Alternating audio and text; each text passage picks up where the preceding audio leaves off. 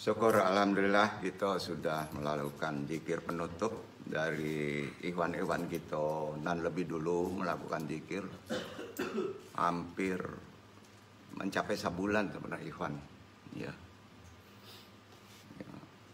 Arti kata mudah-mudahan Allah mengabulkan permohonan kita dan menjadikan ibadah. Ya, insya Allah. Kita memasuki risalah selanjutnya untuk memahami taklim kita hari ini menyangkut alam makhlukat al-zina. Ya, arti kata menyangkut perkara-perkara makhluk lain daripada manusia. Ya, tentunya terkait masalah hikmah, juga masalah tauhid.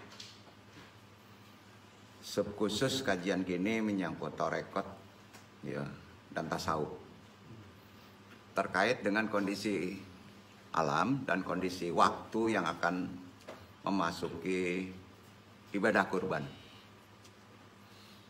Ada sejarah tentunya semua kupasannya dari Al-Quranul Karim.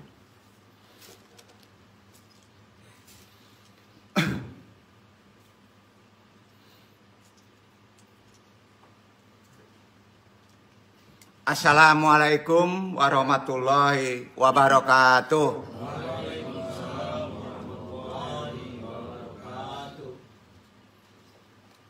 Jazakumullah khairan katsira. A'udzubillahi minasyaitonirrajim.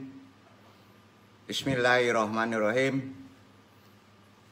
Alhamdulillahillazi ja'ala lil mu'minin wa ja'alal qur'ana hudalil muttaqin. Asyhadu alla ilaha illallah wahdahu la syarikalah al-malikul haqqul mubin. Wa asyhadu anna Muhammadan abduhu wa rasuluh asyadiqul wadil amin. Allahumma wa shallim wa barik wa ala sayyidina wa maulana Muhammadin afdhali khalqi ajmain wa ala alihi wa tabi ajmain wa ma tabi'ahum bi ahsanin illa yauma'idin. Berdoa kita, doa talim. Subhanallah ilmalana illa ma anta amtana innaka antal alimul hakim. Rabbi syahri sadri wa yassir li amri wahlul 'uqdatam min lisani yafqahu qawli. Ya Allah, mudah-mudahan pentalim dan juga yang ditalimi dimudahkan segala urusannya, dilancarkan segala apapun urusannya. Amin amin ya rabbal alamin. Wajali wajiro min ahli robbana taqwinana wa bainana qaumina bihaqi anta khairum watiqin.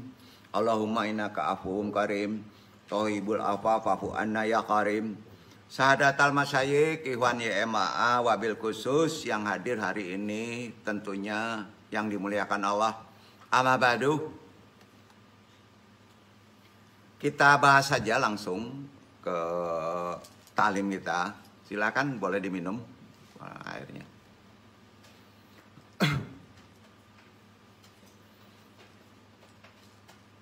Kalau antum atau ikhwan merasa jadi seorang penakut, yang duduk ini dulu juga penakut, Pak.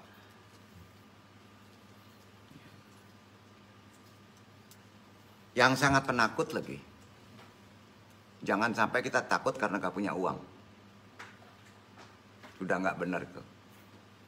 Jadi perkara takut itu natural ya. Nah, itu sebabnya ada agama. Banyak orang yang takut melihat hantu, jin atau pocong kayak setan kayak banyak. Natural juga. Justru saya pribadi sebagai pentalim mulai jadi pemberani itu memerlukan proses. Baik itu berani dalam menjalani hidup, baik itu berani dalam hal yang seperti tadi, itu memerlukan proses. Setelah diberitahu almarhum bapak, ilmunya begini. Saya masih ingat kalimat bapak nih ya, almarhum.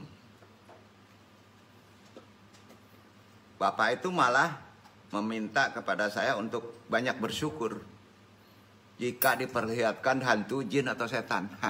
Jadi bapak-bapak kalau ngelihat hantu sama setan, mesti bersyukur. Alhamdulillah. Jadi bapak-bapak kalau takut nggak punya uang, bersyukur. Alhamdulillah. Syukur dulu. Itu ilmunya. Natural aja ilmunya. Jadi agak bingung memang ya, kalau ngelihat hantu suruh bersyukur. Ya. Bukan, jangan lari, bersyukur dulu, baru lari. Gitu. Ya. Ini benar ini, ada benernya juga nih. Ya. Jadi saya waktu kecil dulu berkali-kali rasa itu kelihatannya ada jin di balik pintu. Ya. Bukan langsung meringkuk atau ngejerit loh. Ya. Setelah berkali-kali kita sering alhamdulillah gitu. Justru pas terasa ada seperti hantu atau apa ya, di balik pintu, dikejar pintu itu. Nah, praktekin bapak-bapak nanti ya. Kalau terasa misalnya mungkin peka ada hantu, kejar aja di balik pintu. Buka pintu itu, di balik itu, langsung dikejar. Saya buka, wajahnya gimana kan begitu pengen tahu ya. Mau dilihat kan?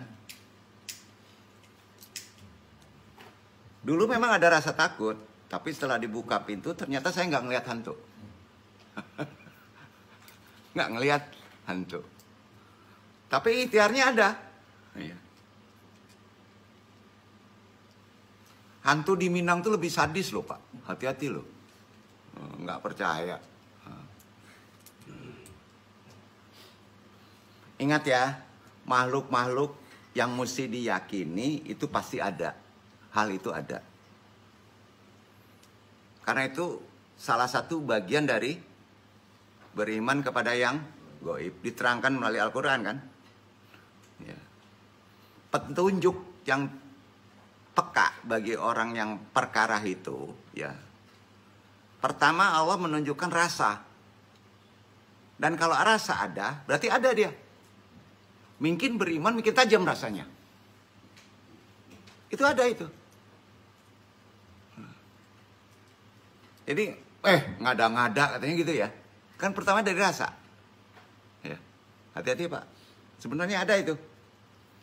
Banyak mana sih hantu yang bergentayangan sekarang nih, hantu-hantu sama kita yang hidup. Ayo. Pasti ada itu yang sering diistilahkan hantu, jin, pocong, siampa, gandaruwo, tuyul, mak lampir, gitu ya.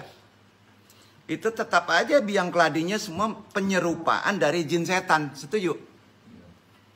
Fokusnya tetap aja itu jin setan. Ya. Jadi, kalaupun melihat nggak melihat perkara hantu, gitu ya, jin, perkara pocong, itu semua harus disikapi dengan baik. Sikapi aja dengan baik. Banyak bersyukur, alhamdulillah ya Allah saya dikasih lihat hantu, kan gitu ya. Ini aneh ngajinya nih. Enggak Pak, enggak aneh. Jadi jangan langsung menjud kepada dosa sesat, nggak ada manfaatnya, ngejar-ngejar hantu. Jangan dulu ke sana. Ya.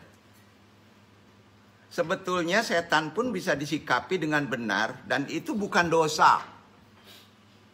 Bukan dosa. Andaikan orang itu menganggap setan atau jin setan itu makhluknya Allah, itu kan makhluk Allah. Juga yang ingin kenalan dengan kita, doain supaya ada kenalan dengan kita. Misalnya ada pocong yang mampir ke rumah kita, nah di sini untung nggak ada pocong, yang ada siampa. Nah, lalu kamu ajak salaman, ya, silaturahim. Itu yang kaget bukan kita loh, kalau kita beriman. Yang kaget siampa sama pocongnya loh. Betul. Karena nggak sesuai dengan rencana dia. Iya. Gila ini katanya. Ini saya goda untuk ganggu ya. Tapi kok ngajak salaman. Jadi ada pemahaman pede gitu nggak? Ya. Ini ilmunya. Betul loh. Lah ini udah dipraktekin sama yang duduk loh. Kita dulu ajakin salaman. Jangan dibakar lah. Dia itu makhluk Tuhan juga. Bener. Bisa disikapi dengan baik gak? Ah, ingat loh, akhirul zaman ini yang sifatnya goib itu menjadi ilmiah nanti. Menjadi mudah. Bapak-bapak percaya kan nanti ada HP keluaran baru yang khusus hanya bisa ngelihat pocong, makhluk-makhluk halus. Nggak percaya sudah. Note nggak tahu lah. Bentar lagi. Nah, jadi sikapi dengan baik gitu dulu. Ya. Itu bahasanya. Karena ada yang stres ini, waduh, ada yang ngikutin, ada yang lu penyakit gitu ya. Jangan jadi kambing hitam dulu. Itu letaknya ilmu. Nah makanya judul dari kaji sekarang ini terkait dengan mengilmiahkan, mengintelektualkan perkara makhluk yang kasat mata. Supaya standar dulu logika kita.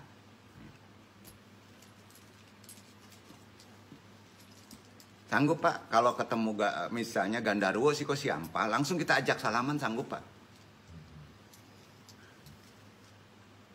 Itu Gandarwo bingung itu.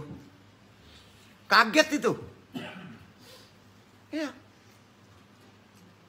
Kalau ada pocong, umpama ada pocong, ya, wajahnya langsung kita buka. Itu kan banyak di HP-HP itu ya. Pengen buka, pengen ngeliat wajahnya. Kecewa tuh pocong tuh.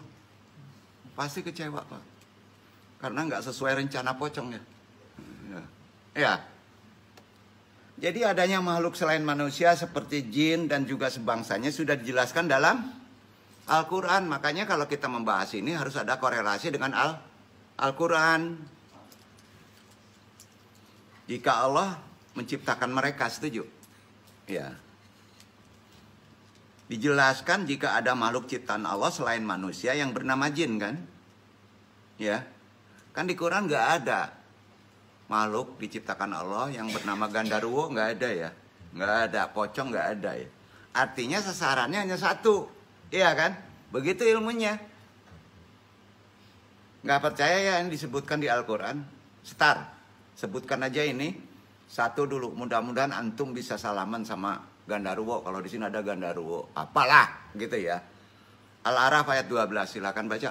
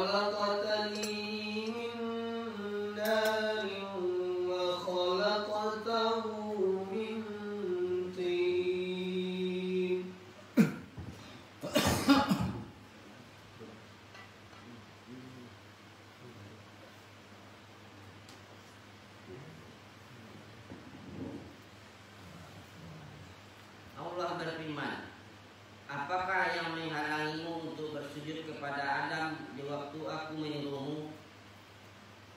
Menjawab iblis, saya lebih baik daripadanya. Engkau ciptakan saya dari api, sedang dia engkau ciptakan dari tanah. Bocoran ilmu hikmah begini, praktekin ya. Itu bocoran ilmu hikmahnya gini nih. Nggak percaya nih, benar. Itu yang ngomong siapa? Makhluk ini siapa yang ngomong? Iblis. Kalau kita yang ngomong gimana jadinya? Kalau kita yang ngomong, kan kita bela diri dong. Kalau kita yang ngomong gini, tapi jangan dipraktekin nanti ngeliat loh. Nah, nggak percaya. Itu awal buka kuncinya, Quran.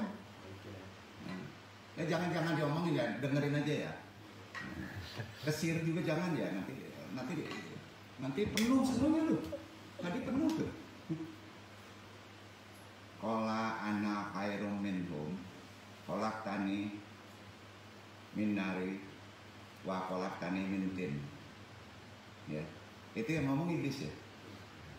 Karena kalau bahasa anu ini ya, Waden lebih baik dari Sinan deh. Waden ciptakan dari tanah, Anggun ciptakan dari api. Kalah tuh. Mau mulia tanah juga api. Mulia tanah lah. Oh, langsung ingin jadi tanah. Membentuk lah. Caranya itu bocoran hikmahnya. Bukan merubah Quran. Jadian nawa membalik ini duduk. Praktekkan di kuburan. Sampai nendak kue. Di mall juga bisa. Duduk ya.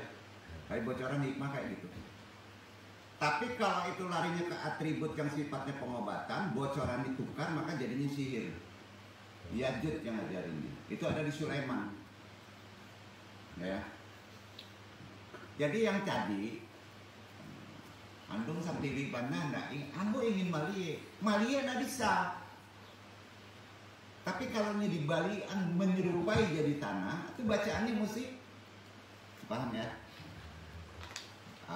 Ustadz lah mengerti itu. Bacaannya tanya juga Pak Ustadz ya. Pokoknya nantin itu diletakkan di muka. Itu namanya cewek. Kira-kira deh. Paham makasihnya kan? Ya. Ada pertanyaan sih kan? Dong raso lah beres tuh. Nan ingin malie nan itu lah beres.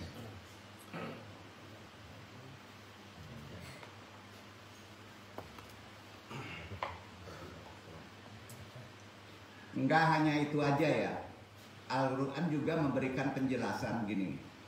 Salah satu ciri dari jin adalah dapat melihat manusia, sedangkan manusia tidak dapat melihatnya. Benar. Tapi jin itu bisa terlihat kalau dia menyerupai tanah, betul kan? Maka keahlian jin adalah menyerupai kita, nggak bisa menyerupai. Nabi Sulaiman aja terkecoh, Pak. Ya. Dia punya cincin itu bisa tunduk jin. Kita kan nggak tunduk sama Yaman loh. Nggak tunduk ya, dikasih Yaman. Yaman yang tunduk itu jin. Ya, batu Yaman nggak percaya loh, Pak. Itu dipakai Rasul. Ya ada hikmahnya itu. Takut itu jin. Ya kita kalau pakai Yaman diminta kan, dibeli lagi, nggak takut. Istri Nabi Sulaiman itu, istri Nabi Sulaiman itu istrinya 1000. Satu itu terkecoh dengan jin. Dia Yaman itu Nabi, ini sejarah. Kalau masuk kamar mandi, yang namanya batu Yaman itu nggak boleh dibawa ke tempat yang kotor. Dititipkan ke istrinya. Ya, dipinjam sama kroninya nih, kroninya ada makhluk jinnya. Dia duduk di singgah sana. Ada hadisnya loh. Akhirnya kebingungan, dianggap yang Nabi Sulaiman asli itu gila, palsu, keliling-keliling di pasar. Saya ini asli rajanya, raja kamu, bukan kamu gila katanya. Yang rajanya duduk itu yang palsu, menyerupai Nabi Sulaiman, dan itu ada di Quran. Jadi Bapak kalau pakai Yaman, ya Bapak bisa gantiin Jokowi. Ya nggak percaya. Kira-kira gitu lah ya.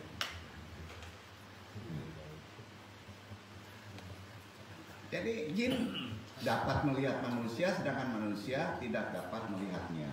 Jadi kalau ingin tahu Yaman ini Yaman. Ini benar kan? Jangan kan? Pak Al pakai Yaman. Jangan minta ke anu, udah habis semuanya. Dipakai ya, Yaman itu tuh biasa. Biarkan mereka bekerja sendiri. Menurut ilmu manfaatnya salah satunya dia takut dengan ini. Betul. Yaman ya, Habasi namanya. Habasi, boleh lihat sejarah. Semua ahli-ahli ulama-ulama dari Yaman, dari Arab tahu itu. Jadi dia tidak boleh menggunakan ini untuk kekuatan tadi, bukan. Tapi ibarat makhluk yang namanya jin dengan melihat batu yang Habasi itu, dia sama dengan begini. Alergi ngelihat ular piton gitu, kabur, ular berbisa, sama dengan gitu. Kita kalau ada ular berbisa lari nggak? Lari ya, sama dengan itu. Tapi kita nggak boleh minta tolong dengan ini, maka itu kena syirik ya. Pahami itu ya. Nah, sayangnya yang Habasi itu nggak boleh dipakai kaum Hawa. Itu kelemahannya, karena ada proses di rahim. Ya.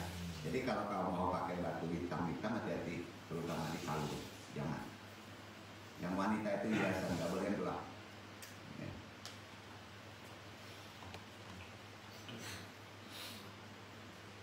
Buktinya Allah berfirman di Quran surat Al-A'raf ayat 27. Coba lanjutkan dasarnya.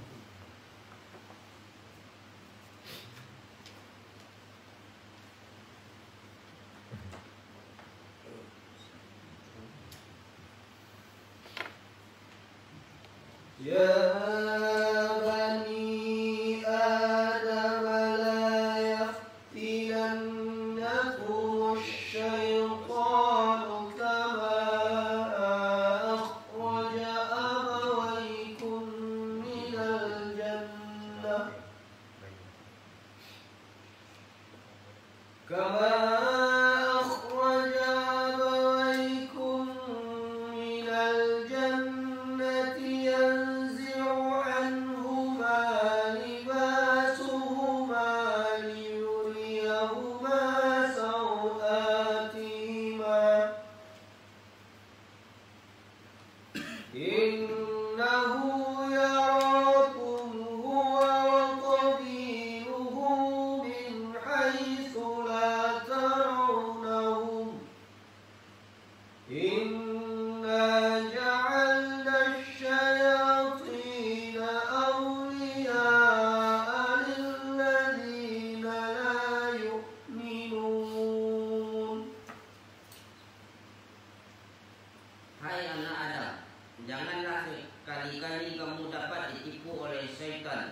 sebagaimana ia telah mengeluarkan kedua ibu bapakmu dari surga.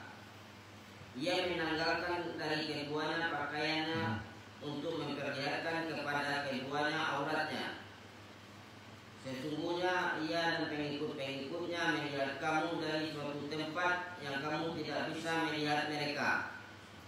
Sesungguhnya kami telah menjadikan setan-setan itu pemimpin-pemimpin bagi orang-orang yang tidak beriman. Kuncinya gini, sesungguhnya dia dan pengikutnya dapat melihat kamu dari suatu tempat yang kamu tidak bisa melihat mereka, kecuali kalau jin itu berubah bentuk menjadi anak setan.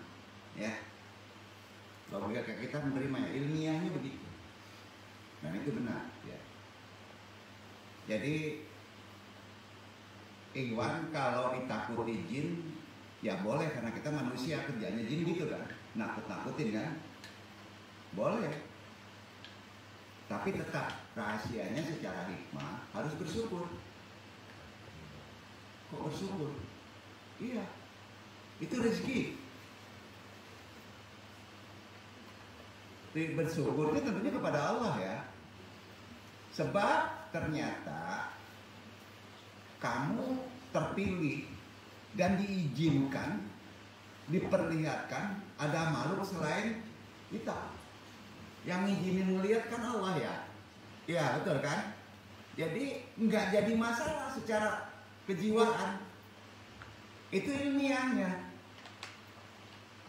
Supaya kita tahu kalau yang namanya makhluk tidak hanya manusia aja kan. Jin juga ada kan, kita yakin kan. Ya. Jadi gimana ilmunya? Bersyukur. Ya. Kalau astagfirullahaladzim gimana? Iya, kamu takut sama itu. Iya. Enggak takut sama Allah. Jadi tolong deh lurusin deh akidah kita. Ya. Mulia mana sih kita sama jin? Ayo. Jadi rapalannya apa? Alhamdulillah. Jadi kita uji ya.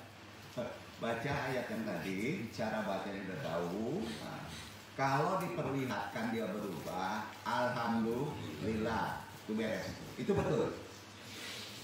Bukan bercanda tapi seperti kelakar, tapi itu betul. Astagfirullahaladzim, la ilaha illallah. Aduh dah, merah dah, ngiri dah. Itu nggak beriman. Bener nggak tuh yang anda ngomongin? Berarti kita paham kan? Kita terpilih untuk diperlihatkan sama Allah. Pasti ada maksud. Ya. Pasti ada maksud. Beda kalau kita bermimpi, kalajengking, ular, itu ada tafsir. Ada boleh diucapkan dan ada boleh tidak boleh diucapkan. Tafsir itu perlu dasar ilmu yang tinggi ya. Beda ya.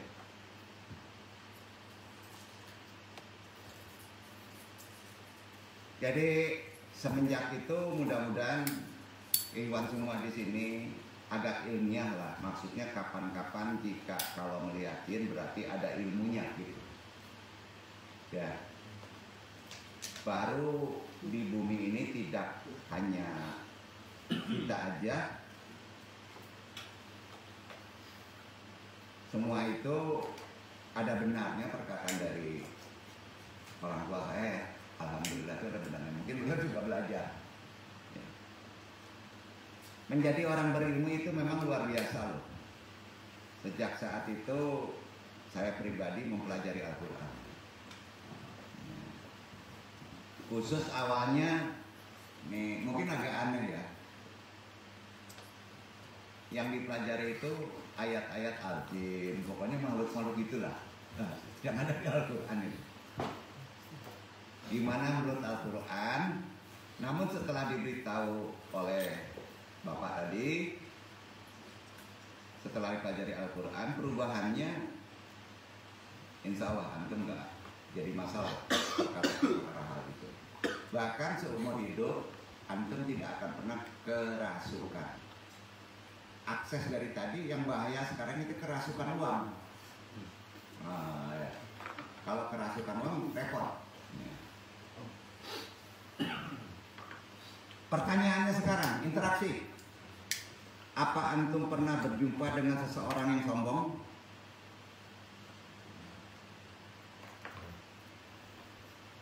Tentu pernah ya. Nah, orang sombong biasanya dipahami salah. Sebagai seorang yang suka memamerkan hal yang dimiliki di dunia ini, kan gitu. Mobil 25, kan gitu ya. Sehingga banyak orang menjadi nggak suka pada orang yang sombong, betul kan? Kita diberi sifat sombong oleh Allah, harus berilmu. Ya, tapi jangan ikuti sombongnya iblis, Pak. Ya, walaupun dia berilmu. Ya. Umumnya orang sombong memiliki stereotip sebagai orang yang memiliki sifat yang buruk. Umumnya awam. Itu pertanyaan pertama. Pertanyaan kedua, interaksi lagi nih. Pernah nggak antum bertemu dengan orang yang sombong tapi disukai? Iya. Nah, pertanyaan kedua, sombong tapi disenangi gitu. Nah, biarlah dia sombong, gue temuin terus gitu. Pernah nggak ketemu sama orang sombong tapi kita suka? bukan karena atasan. Pernah nggak? Mungkin pernah ya.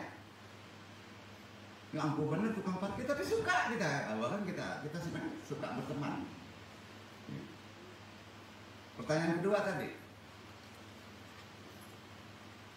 seperti itu juga makhluk jin. Walaupun pakarnya sombong jin, tapi zaman old sekarang ini banyak orang menyukainya. Orang yang sombong jin, tapi disukai. Zaman modern ini banyak. Ya. Buktinya dikejar-kejar. Pakai video HP, kamera yang dulu kan sering ngejar-ngejar.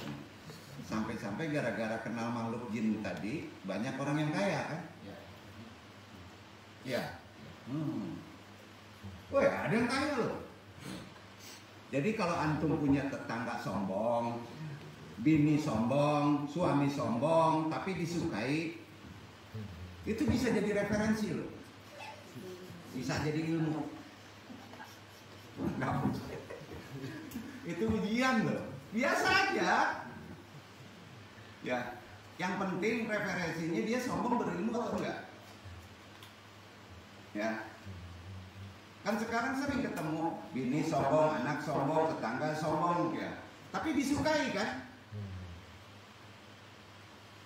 Ada bini sombong. Tapi disukai oleh kita kan? Buktinya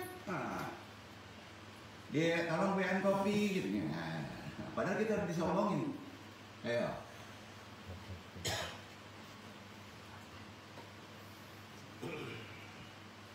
Jadi bisa jadi referensi, Pak, bahwa ternyata orang sombong bisa disukai apa yang dilakukannya, apa ucapannya. Jadi maksud dari tetangga sombong, bini sombong, anak sombong, suami sombong, jemaah sombong, maaf ya, nggak ada di sini. Tapi disukai, ialah karena dia berilmu. Jadi bapak-bapak boleh menyukai orang sombong, tapi berilmu. Dia berani membagikan ilmunya yang benar kepada masyarakat, sehingga ilmu yang benar itu berlangsung secara masif. Orang ini dapat menunjukkan cara menjadi orang yang berilmu dan dapatkan mengamalkannya dalam kehidupan sehari-hari, tapi kurang tepat sebetulnya kalau dengan cara sombong. Apalagi kalau nggak berilmu. Tapi anehnya orang yang nggak tahu jadi tahu gitu. Jadi kalau antum kehidupan zaman modern disombongin orang menjadi tahu, alhamdulillah.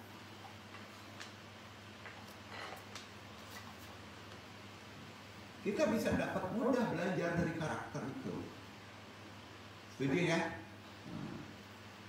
Antum bertemu dengan seseorang yang miskin secara materi, tapi dapat mensyukuri nikmat. Dan bertanya, antum miskin kok bahagia? Apa rahasianya?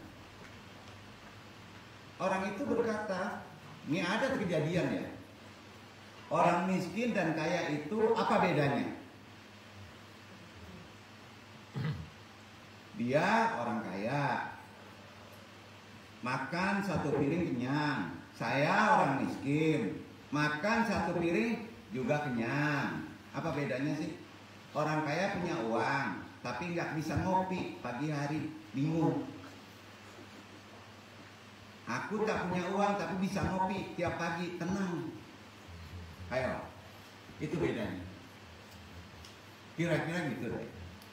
Dari sinilah kita bisa menyadari bahwa sikap orang itu memang termasuk sombong, namun kesombongan yang dimilikinya berilmu, ikhlas, dan rasa syukur yang tinggi. Nah, kira-kira gitu ya. Sehingga orang itu dapat bahagia tanpa merisaukan kekayaan yang dimiliki orang lain. Jadi cara-cara terbaik menjadi pribadi yang lebih baik dan boleh memuji diri sendiri dengan tujuan untuk memotivasi diri sendiri.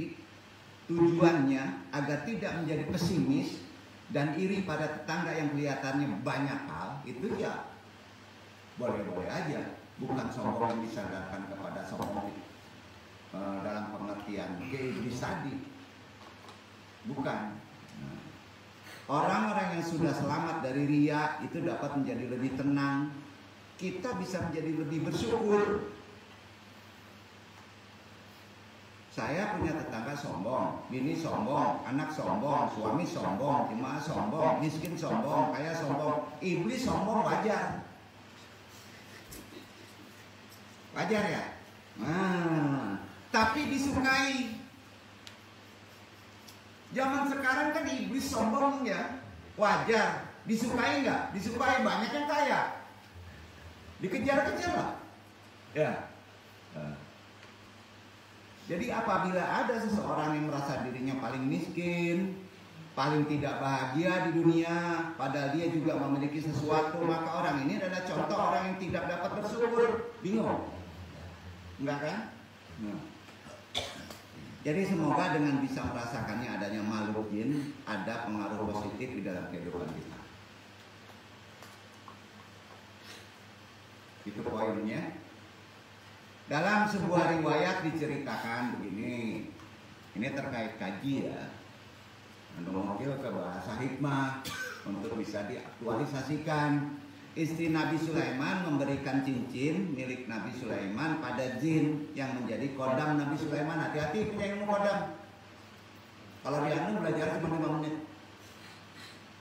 Kemudian jin tersebut mengubah wajahnya sendiri persis seperti wajah Nabi Sulaiman, lalu duduk di singgasana. Ini sejarah dan harus diyakini. Seperti biasa semuanya pun tunduk pada jin yang menyerupai Nabi Sulaiman tersebut. Karena jin sudah menyerupai Nabi Sulaiman. Nabi Sulaiman kemudian dianggap gila yang asli. Sebab dia mengaku sebagai nabi. Kan banyak orang terkecoh sekarang. Dan mengaku saya rajanya. Jadi mengetahui bahwa dia sudah tertipu jin, kan ketipu. Antum boleh marah, tapi kalau ketipu jin awas. Itu ketipu tuh. Akhirnya Nabi Sulaiman menangis sambil berdoa kepada Allah. Sambung yang tadi Quran. Kalau udah ketemu doanya ini supaya dapat hikmah ilmu. Asyad ayat 35 dibaca.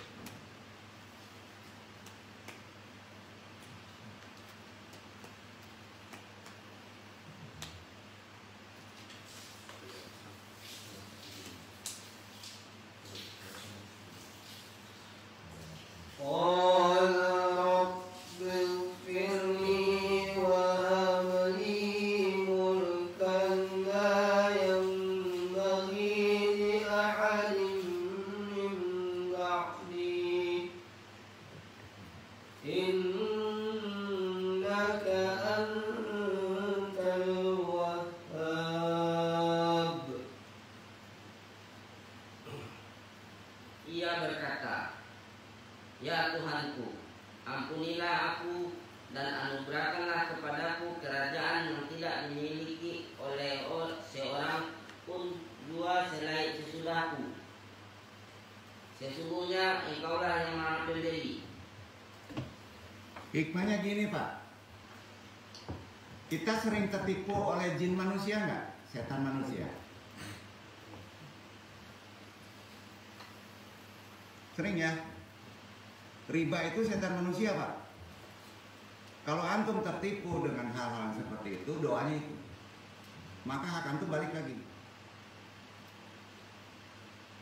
Makhluk selain manusia ada 3, ada 2 lagi, ya, makhluk setan, makhluk jin, ya, makhluk setan, makhluk jin dan manusia, ya. Apa ya? Makhluk setan dengan manusia itu sama. Ya. Kalau orang makan riba, walaupun dia bentuknya orang, tapi kata Quran sebut makhluk setan yang manusia yang merupai setan. 3. Di sini nggak ada makhluk setan. Gitu. Ada 3. Paham maksudnya nggak nih? Ya, ada makhluk manusia, ada makhluk manusia juga. Tapi kata Allah, makhluk setan. Ada lagi makhluk jin. 3 itu. Kalau antum sering tertipunya bukan jin yang asli ini. Manusia yang mempunyai sifat setan. Apa doanya? Shot ayat 35. Tapi jangan dibaca kolanya. Udah kan? Itu hikmahnya. Disampaikan Ustaz, amalannya itu. Ya. Apakah boleh kalau kita tertipu dengan jin dengan ayat ini bacanya? Jangan. Ayatnya ruqyah. Ayatnya ruqyah, misalnya tahu-tahu dia kerasukan yang benar berubah karakter. Pita suara yang nggak bisa ngomong laki-laki, dia bisa ngomong laki-laki. Tenaga yang biasanya perempuan sedikit bisa dipegang belima terpelanting. Itu kerasukan bener. Duduk gak tuh? Ya, itu ruqyah. Tapi kalau kerasukannya masih normal, dibakar api lari, dia takut, bacain doa ini aja. Berarti dia tertipu oleh jin manusia gitu. Ada pertanyaan apa ini? Itu amalannya. Maka ilmiahkan Al-Quran ini terkait dengan makhluk-makhluk selain manusia. Jadi bahasanya ada 3. Ada manusia, makhluk manusia. Allah juga ada menciptakan manusia yang bersifat jin. Betul kan? Ada pula jin. Bahaya mana Pak? Jin dengan manusia yang berupa menyerupai sifat seperti jin. Bahaya ya? Manusia yang berupa. Mungkin akhirul zaman, mungkin banyak manusia yang menyerupai sifat setan. Itu Quran bahasanya. Ya, setidaknya setelah kita memahami ini, kita bisa koreksi diri. Itu bolak-balik loh. Bolak-balik loh. Terbang Sukadar. Jadi persoalannya di situ. Sekali lagi, ilmu mantra. Kalau orang Jawa primbon. Dasarnya sihir. Ya, dasarnya sihir. Itu menurut yang tidak paham, menganggap menjual itu ciptaan Nabi Sulaiman. Bukan. Itu ciptaan Nabi Sulaiman yang palsu. Ya. Yang memakai cincin Habasyi tadi. Dipakai langsung menyerupai bentuk Nabi Sulaiman, duduk di singgasana. Dia yang membuat ilmu sihir, namanya mantra. Ya, itu tercampur-campur. Nah, itu dasar ilmu sihir. Jadi ilmu sihir yang berkembang sekarang adalah hasil siapa? Tertipunya Nabi Sulaiman. Menganggap itu punya Nabi Sulaiman. Yang menciptakan Nabi Sulaiman sebetulnya bukan. Yang menciptakan tetap aja jin yang menyerupai Nabi Sulaiman gitu. Setelah Nabi Sulaiman bertobat, dia kemudian bisa kembali menjadi raja. Jadi kalau mimpi jin itu repot. Umumnya orang yang mimpi kayak ini itu mempunyai kodam jin. Dan itu ada di Quran. Sebab jin itu tetap ngakalin kita. Jadi jangan mau kalau ada kodam cepat ruqyah. makhluk jin natural itu ya, itu ngakalin kita. Kekuatannya itu aja. Jadi sangat berbahaya seseorang yang memiliki kodam. Kodam itu bisa dikatakan berteman. Bisa tersiksa dunia akhirat loh. Walaupun saat ini masih banyak yang menginginkannya. Sekali lagi hanya akan membuat tersiksa dunia akhirat. Hadis juga ngomong gitu. Gak ada berkahnya.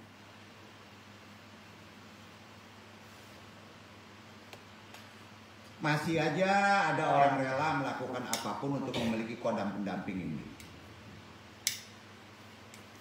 Karena dipercaya punya banyak manfaat katanya. Kodam paling banyak diinginkan adalah sering dipahami bisa memudahkan mendapatkan rezeki, memperoleh kedudukan, bahkan kesaktian. Seluruh alur tafsir Al-Quran ngomong jika memiliki kodam jin tidak dianjurkan. Nabi Sulaiman itu mengulang ya, menguasai memimpin jin, diantaranya istrinya berjumlah 1000 loh jin loh. Ada yang berperilaku tidak benar yang sering disebut iblis. Nabi Sulaiman memiliki cincin Habasyi yang semua jin takut dan tunduk terhadap cincin tersebut. Sejarah risalah ini sahih. Ya. Namun ketika hendak Nabi Sulaiman keluar dari kamar mandi, Nabi Sulaiman menitipkan cincin itu terhadap istrinya. Istri itu tertipu, disangka itu Nabi Sulaiman udah keluar dari kamar mandi, serahkan cincin itu. Akhirnya Nabi Sulaiman yang asli hilir mudik, mondar mandir, mengaku dirinya akulah nih yang asli. Maka orang pada masa itu menyebutnya dia gila. Karena ada Sulaiman yang dianggap asli sedang memimpin kerajaan. Melihat hal tersebut Nabi Sulaiman pun menangis sambil berdoa. Shot tadi. Baca yang 3-4-nya.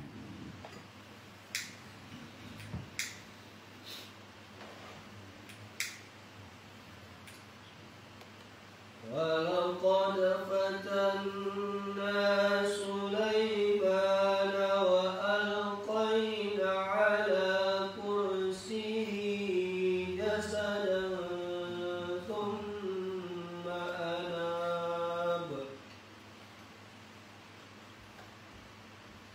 Dan sesungguhnya kami telah menguji Sulaiman dan kami jadikan dia tergeletak di atas kursinya sebagai tubuh yang lemah karena sakit. Kemudian ia bertobat. Ya, setelah bertobat ya, akhirnya kembalikan kerajaannya. Setelah kembali kerajaannya, turun firman Allah yang menyatakan bahwa Nabi Sulaiman bukan kafir. Ya. Quran surat Al-Baqarah ayat 102. Sejarahnya itu, sambungan sejarahnya itu. Baca 102.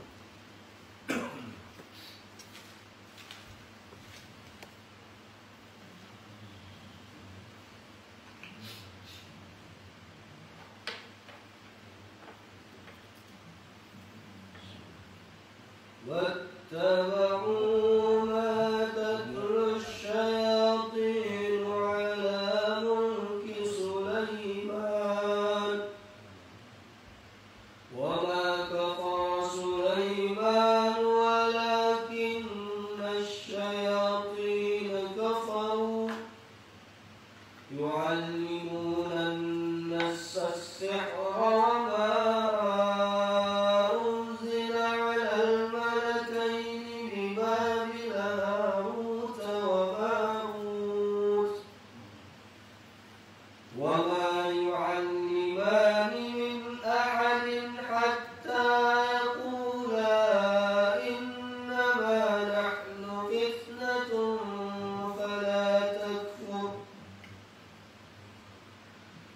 ويتعلمون منهما ما يفرقون به بين المرء وزوجه وما هم بضارين به من أحد إلا بإذن الله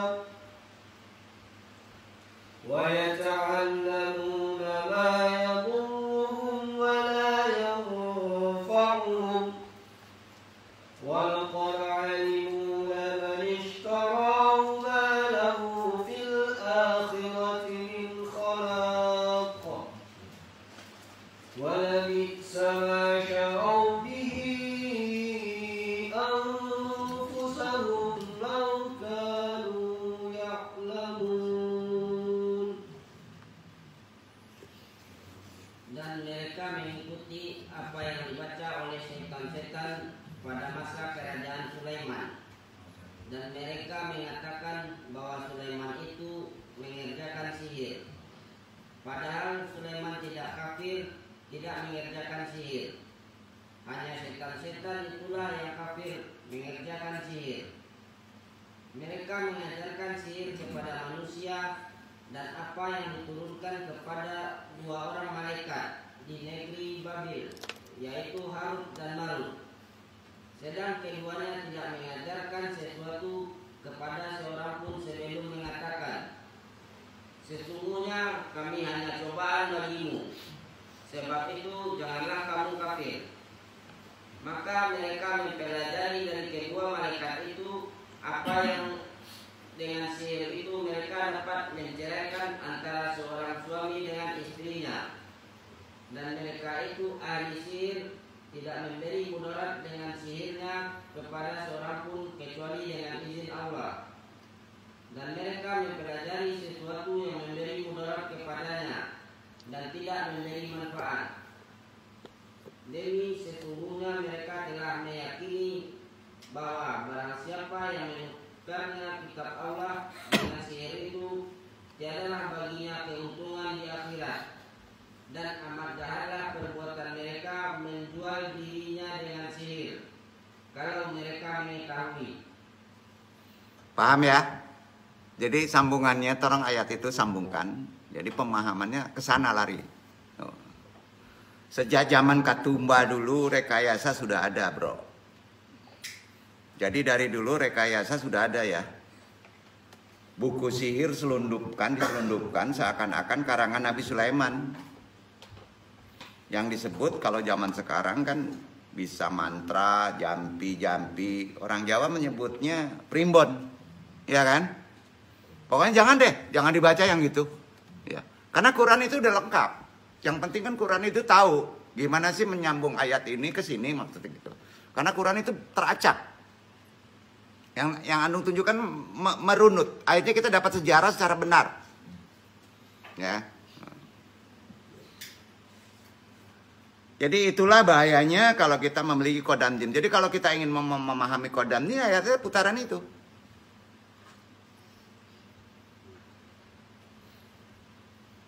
Siapapun juga yang punya kodam jin bisa buat mantra sihir. Nauzubillah min dzalik. Itu bahayanya. Yang pada umumnya untuk menarik rezeki kalau zaman sekarang. Ya. Kalau narik rezeki dengan sihir melalui kodam jin, jelas syiriknya. Ya. Yang namanya rezeki itu ada dua macam ya bro ya. Tunjukkan dulu ya. Satu ada rezeki yang disebut izabi. Apa? Izabi. Yang kedua rezeki salbi. Ijabi itu adalah rezeki pemberian yang sifatnya materi, banyak duit. Itu rezeki ijabi. Punya rumah, punya mobil, namanya rezeki ijabi. Adapun rezeki salbi terkadang tidak bisa dirasakan oleh kita. Ya. Contoh, bapak-bapak udah berapa tahun nikah dengan istri yang sama. itu sudah mendapatkan rezeki salbi. Kita sering nggak merasakannya. Mata sehat, umur udah 70. Rezeki ijabi atau salbi? Salbi. Jantung benar, rezeki salbi. Coba tanya nih ya, interaksi. Berapa harga jantung? Ayo. Pilih mana? Mau rezeki salbi atau rezeki ijabi? Zaman sekarang ya.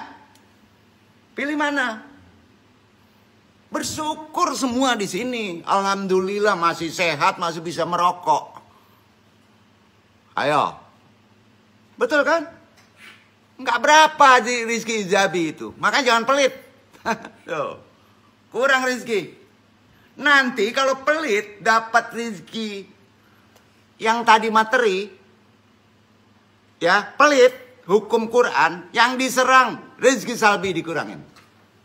Mau? Kayak gini kak ngajinya dulu. Enggak, ini bener ini. Ini bener ini. Nggak ada kita punya rezeki yang ijabi itu. Coba jantung berapa sih harganya, paru-paru berapa harganya? Nggak kebeli loh. Yo.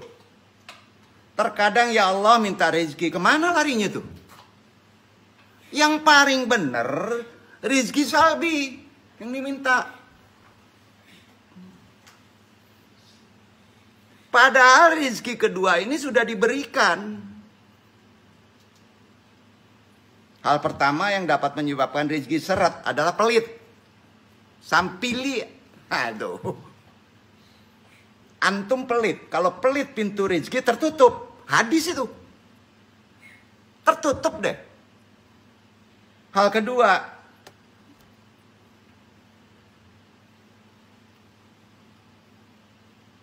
Memutus tali silaturahmi. Bapak. Baca kajub ini jangan lebih 3 hari.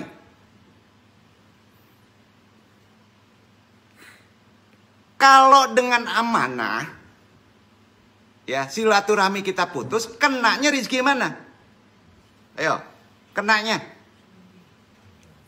ijabi.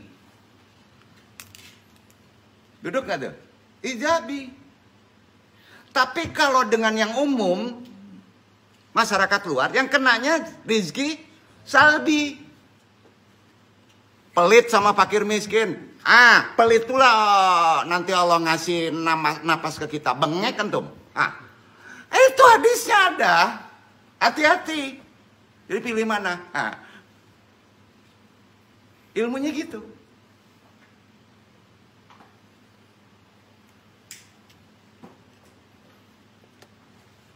Yang ketiga, rezeki seret tuh. Kurang takut kepada Allah.